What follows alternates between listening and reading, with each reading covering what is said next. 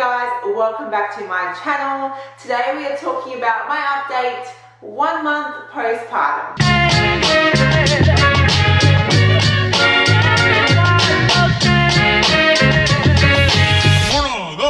One, two, three, cuatro.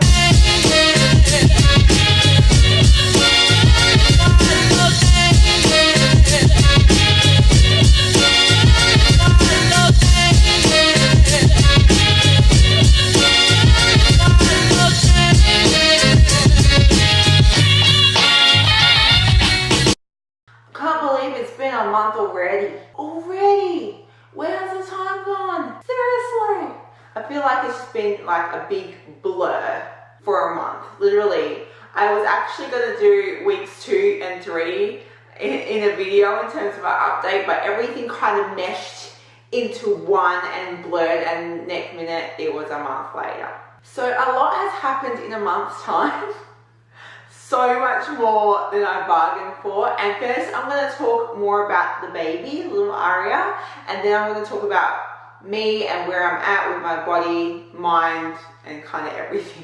The first month has been hard. Like, I have had, like, don't get me wrong, she's actually been a really good baby. I think compared to a lot of other babies, things that I've heard, I think she's been quite a good baby overall, but it doesn't mean it hasn't been tough. It really has been, and every week has actually been very, very different to the week prior. So by the end of like 1 week, I think I have her sussed out and figured out, and I'm like, okay, I kind of know what I'm going to expect from her. And then the next week, things just change completely, and I'm like, I don't know what to do. So from about week 2, she started cluster feeding.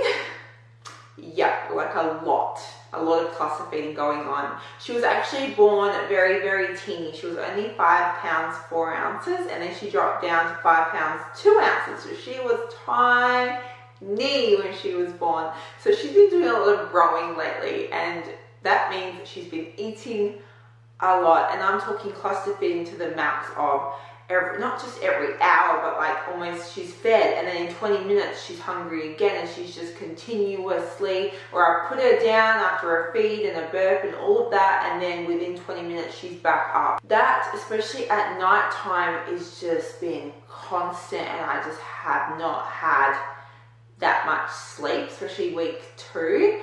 That was intense, and then by week 3 kind of subsided, and I thought, okay, I kind of got this. She's not too bad. She's kind of sleeping some nights a little bit better, sleeping in 2-hour blocks, which was great.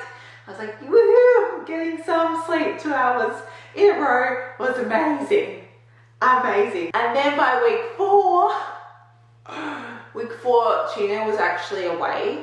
He was away for work, and that's when she's hit the fan. She was up all night, almost all night with me, and I was going to bed at 4 a.m, 5 a.m. all week.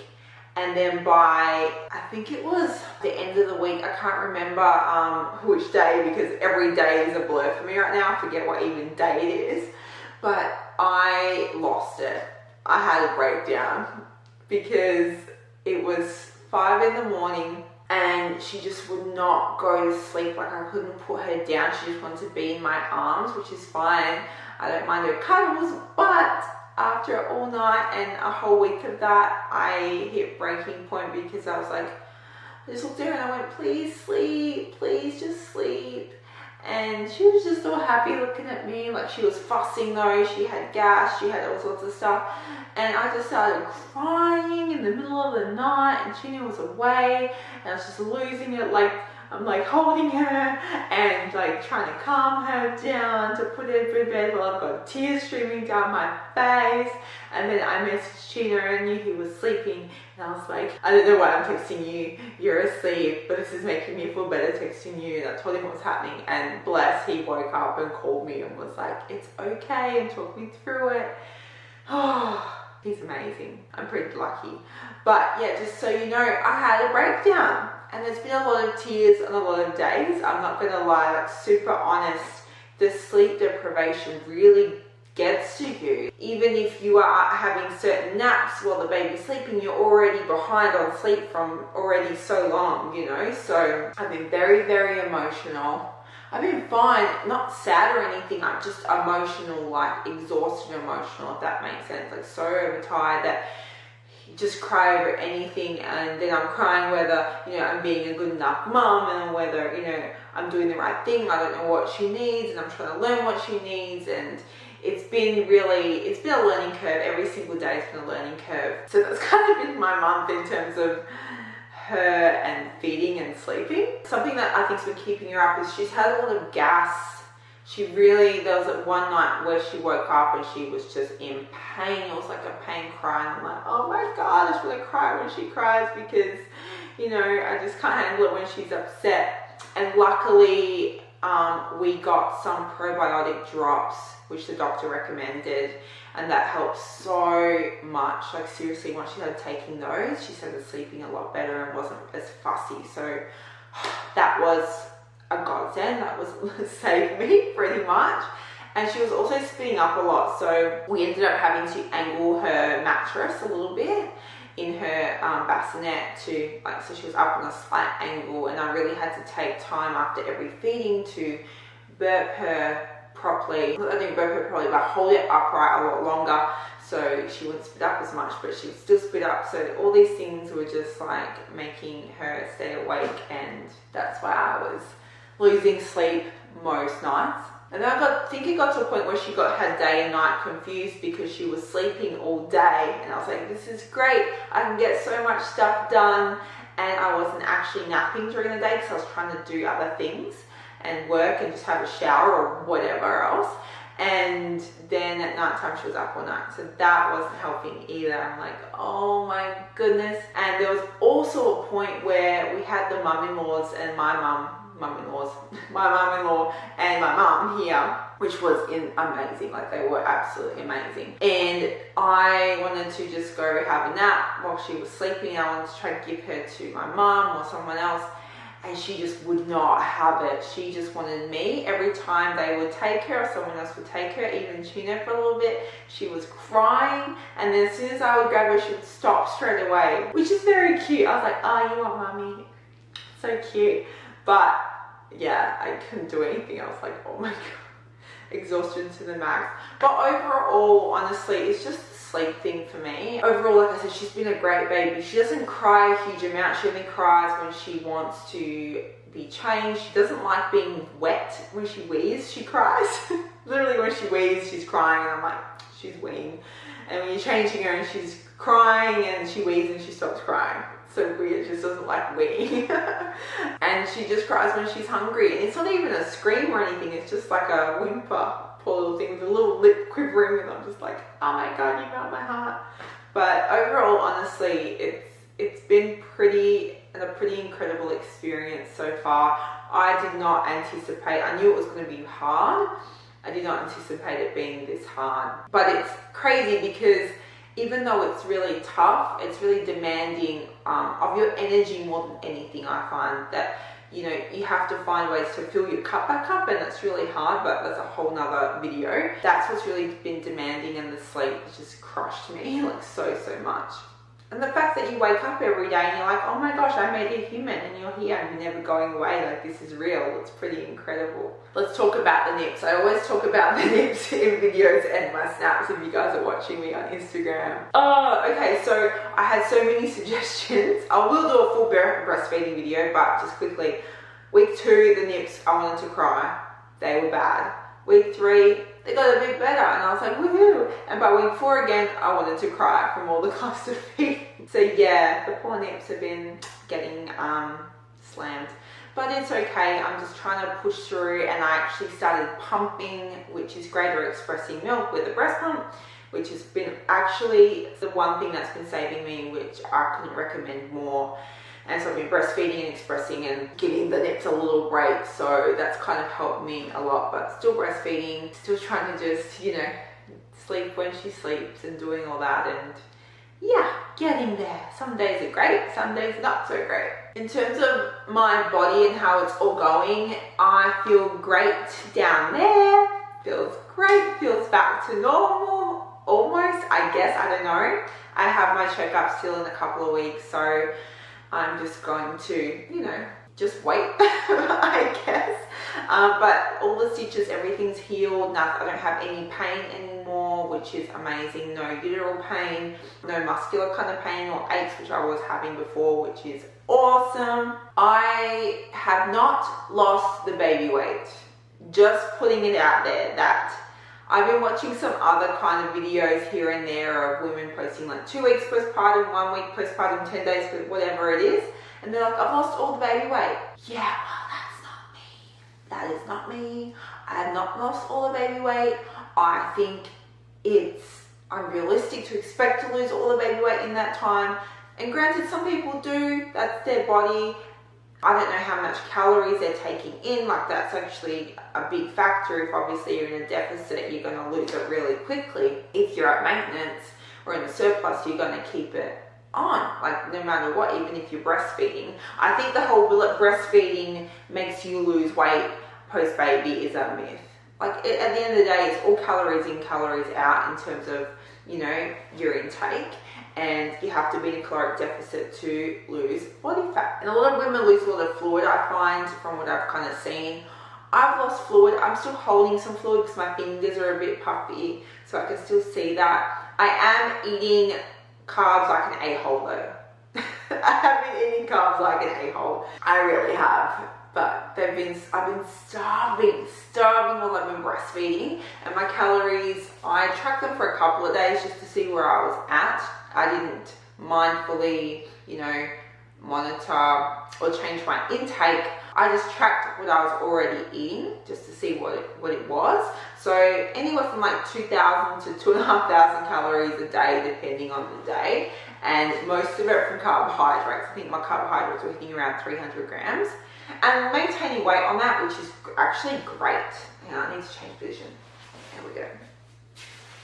My leg went numb. Hold on. Yeah, so maintaining weight on that, which has been awesome, but I really want to lose more body fat.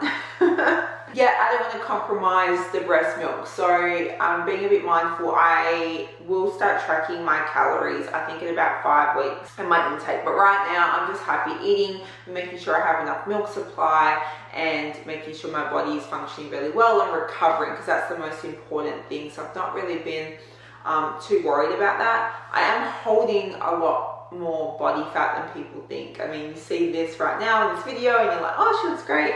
But I do have a lot of fat more on my stomach, my upper thighs and legs, and my back.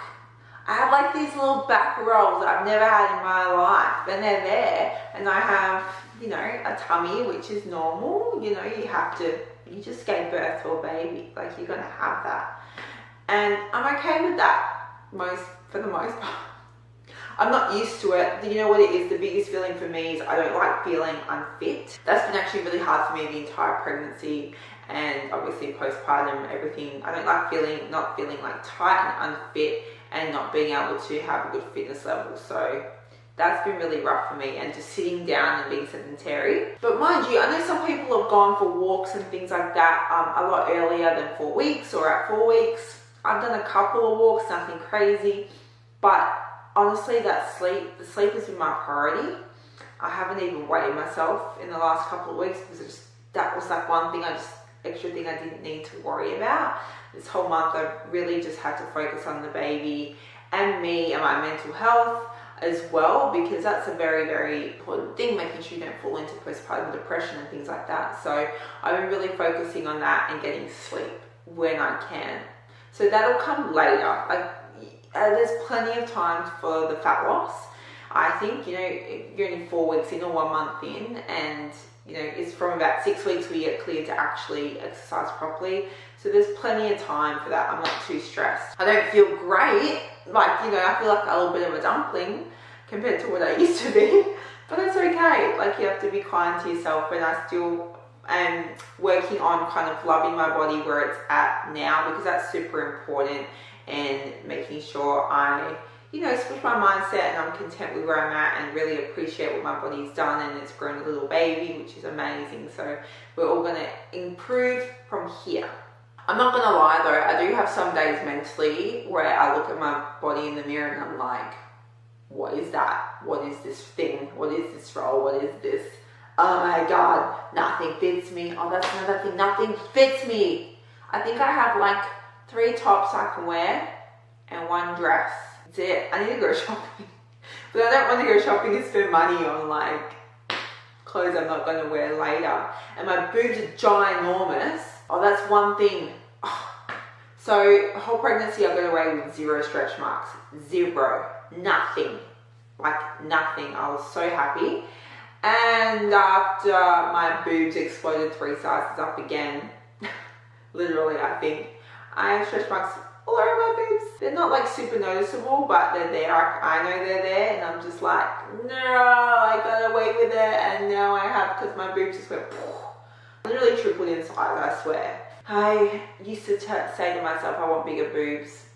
Now I regret saying that, and I wish I want them to shrink back down. So I don't know how long I'm going to last breastfeeding, but I'm going to do my best to keep going. Can't wait for my boobs to shrink though, seriously. It's no fun having porn style boobs when your hubby can't even go near you and touch them because they hurt. So it's the last thing you want is someone to like appreciate them. They can't even appreciate them. So, you know, but that's pretty much it, I think. Look, it's been like I said, it's been a bit of a roller coaster. And as a new mom, I really don't know what to expect. And I kind of think, you know, you can only read up so much or research so much, but yeah, everyone's baby is very, very different. And it's still, until you experience it, it's overwhelming.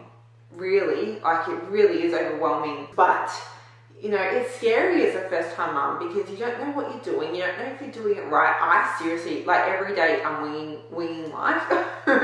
I'm winging it and hopefully doing the best. And as long as she's happy and she's changed and she's fed and she's sleeping and she's all good and survives through the day, that's a win. That's a win. Some days I don't shower, which is okay. If I do shower, that's another win for me. So I'm trying to shower every day and practice self-care on myself because that's important. Today I managed.